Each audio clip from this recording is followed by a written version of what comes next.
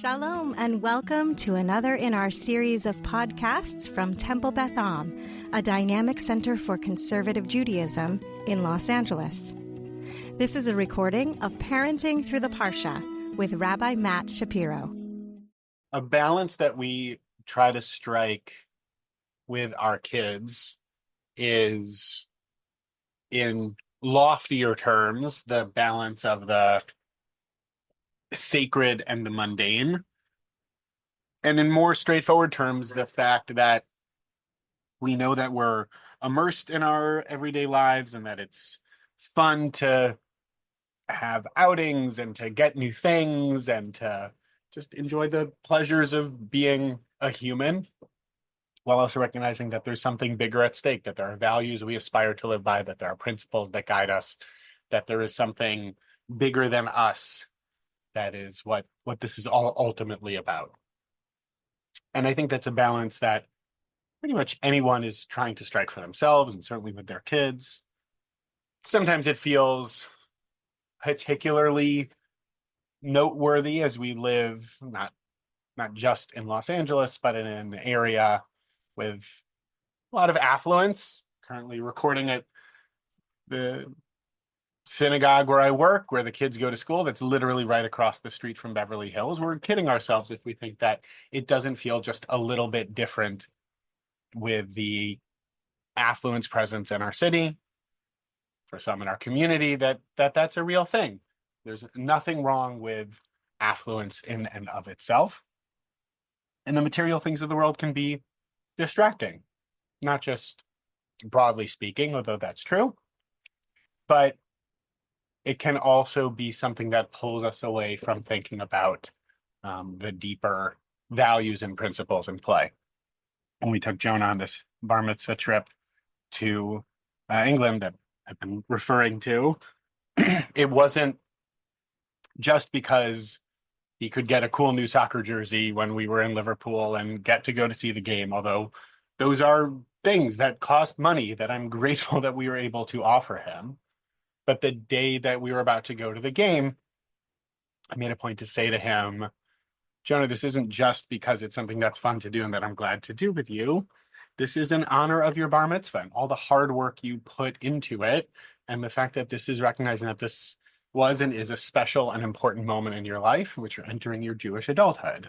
I said it a little bit more lightly than that, but I wanted to claim that moment and remind him what this is all ultimately about.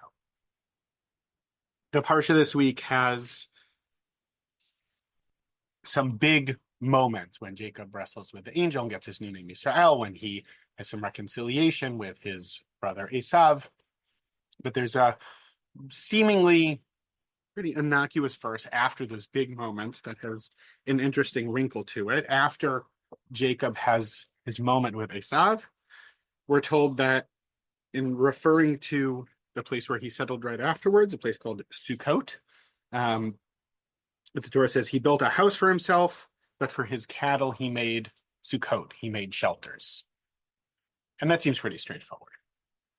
But it's also possible to see that as extraneous, that the verse seems to be there for the sake of explaining why that place is called Sukkot. The Torah will sometimes do that. It will give an explanation for the name of a place.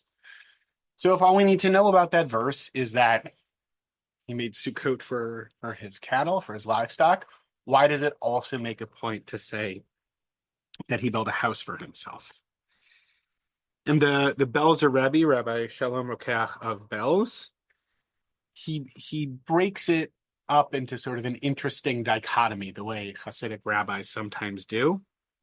And he talks about how though people require the things of this world, because without them the bit of soul that we each have could not exist, nevertheless, the essence of service is to see the repair of the soul. We need the physical world, and we need that surrounding physicality, food, shelter, etc., to sustain us. And ultimately, our task is to get in touch with something deeper, with our deepest divine essence. And so through doing commandments and good deeds, we build houses. And this is then alluded to in the verse where he built a house for himself.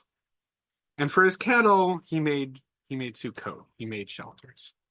So what he's doing in his interpretation, and he's pulling apart, he's taking this seemingly straightforward verse, and he's finding within it this really interesting lesson that by juxtaposing the structure that, at least in the pshat and the simple meaning of the verse, of what Jacob built for himself as compared to his cattle, it's not just a house that's more permanent and Sukkot, these temporary dwellings for the livestock. This contains within it what we should ultimately prioritize and how we should think about what we're really trying to aspire to do in our lives, which is that we prioritize the divine aspects of ourselves, the aspects of our lives that bring us closer to holiness, the parts of our lives that are anchored in values and what we're trying to craft for ourselves as people, for our families, for our community. And we place that first. And we make sure as well that our physical needs, represented here by the livestock, are also cared for. It's not that he left the cattle out in the sun with nothing to shelter them, but that when we think about what we need to do, we're building ultimately that home for what's really important. And I don't think it's an accident, to build on that, I don't think it's an accident then that this comes after Jacob has had these fraught moments, that sometimes it does take some wrestling, some conflict, and ideally some resolution of that conflict. But it can take sometimes those fraught moments to shine a spotlight more clearly on what's really important. And so my hope for, what I'm able to do for myself, my hope for what I'm able to do for my kids, with my kids, is to figure out as we navigate the world, how are we making sure to stay connected to that bit of holiness that each of us contains, recognizing that we need to provide for our material lives, and there's nothing wrong with having nice things.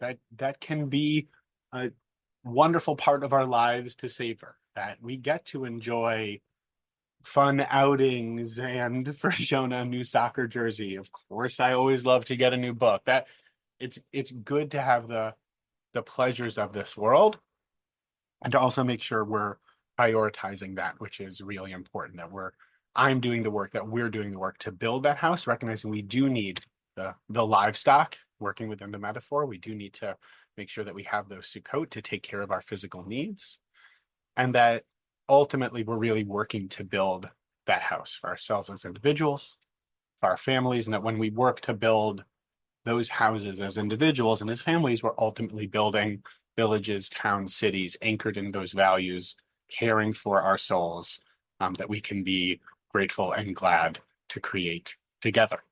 You have been listening to another in our series of podcasts from Temple Beth Am, a dynamic center for conservative Judaism in Los Angeles. If you enjoy these podcasts, we invite you to write a review on the Apple Podcast site or wherever you get your podcasts. For more information about Temple Beth Am Los Angeles, go to tbala.org.